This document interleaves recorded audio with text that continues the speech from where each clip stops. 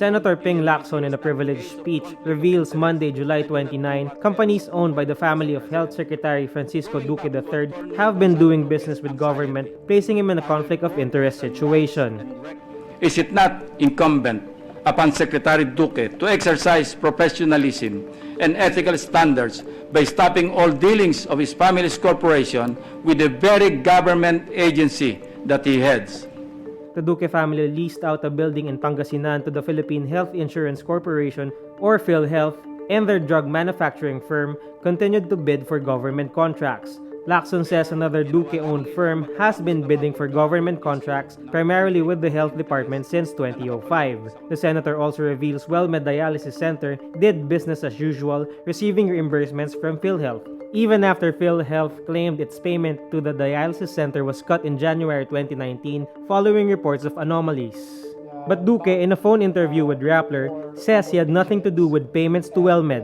He says reimbursements to healthcare providers is very operational, and as ex-officio chairperson of PhilHealth, he is very remote from the reimbursement process. Presidential spokesman Salvador Panelo downplays the worries of Philippine Charity Sweepstakes Office, or PCSO, lotto outlet workers who may lose their livelihood and income, saying he's sure they're not that poor. Hindi naman siguro. I'm sure yun namang mga naapektuhan. Hindi naman sila ganun kahirap. Marami naman silang kinita during those times na they were operating. So I'm sure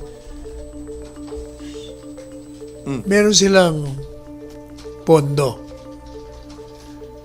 So, hindi naman to kaya sila... live by. This comes as President Rodrigo Duterte ordered the nationwide shutdown of all gaming schemes operated, licensed, and franchised by PCSO due to massive corruption in the agency. Labor groups earlier appealed to the government to consider the welfare of PCSO workers and to provide assistance or alternative jobs. Panelo seems unaware of Labor Secretary Silvestre Bello's announcement Monday, July 29, saying the department is ready to address workers' needs. Defense Secretary Delfin Lorenzana criticizes China's actions in the West Philippine Sea Tuesday, July 30. Lorenzana says China's aggressive moves in the West Philippine Sea contradict its officials' statements that it wants peace in the region. He says, quote, "The way they took over Scarborough Shoal, to me that was bullying." This comes after China's ambassador to Manila, Zhao Jinhua, claimed Monday, July 29, Beijing would not take the first shot. Zhao appealed to claimant countries of the West Philippine Sea to be patient when settling disputes. This downplays President Rodrigo Duterte's repeated claim that China would wage war on the Philippines if it asserted its rights in the West Philippine Sea. Pasig City Mayor Vico Sotto announces a program to professionalize the Traffic and Parking Management Office, or TPMO. In a Facebook post, Sotto acknowledged most of the Blue Boys are under temporary contracts and severely underpaid. He also said the city government will begin a continuing professional development program for TPMO officers on Wednesday, July 31. It will include courses on traffic rules and regulations and how to properly interact with motorists. Officers who perform well in the next few months will be considered for permanent contracts.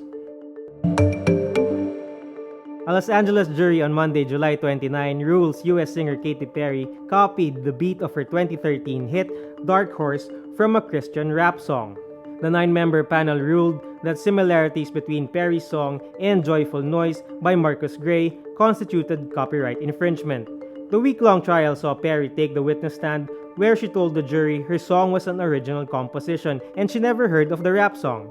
But Gray's lawyer said the defendants copied an important part of the song, referring to a 16-second instrumental phrase. The court will begin on Tuesday to determine how much Gray may be owed in damages. Perry performed a version of Dark Horse at the 2015 Super Bowl, while Joyful Noise has been viewed more than 3 million times on YouTube.